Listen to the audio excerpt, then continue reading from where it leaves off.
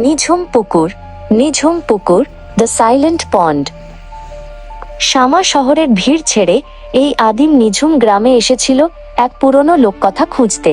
গ্রামটির নাম ছায়া গ্রাম, আর মাঝখানে ছিল এক ভয়ঙ্কর গভীর পুকুর। পুকুরের ধার ঘেঁষে যেতেই দেখা হলো রামচরণ কাকার সাথে।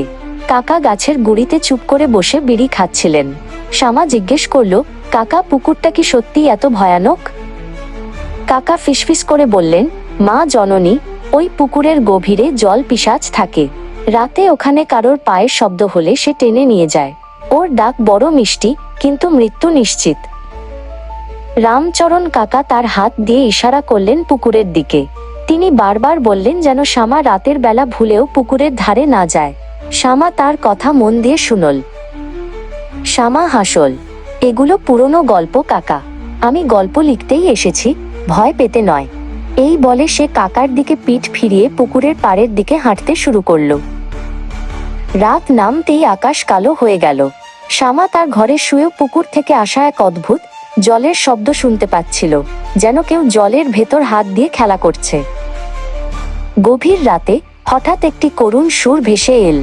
কেউ যেন বাংলা লোকগান গাইছে, কিন্তু জলের ভেতর থেকে। ডাকটা এত মিষ্টি ছিল যে শামার মন অস্থির হয়ে উঠল। রামচরণ কাকার কথা ভুলে সে ধীরে ধীরে দরজা খুলে বাইরে এল।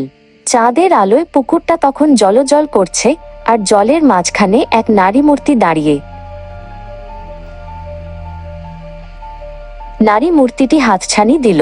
শামার মনে হলো, এই গান, এই আহ্বান চিরকাল ধরে সে শুনবে বলে অপেক্ষা করছিল।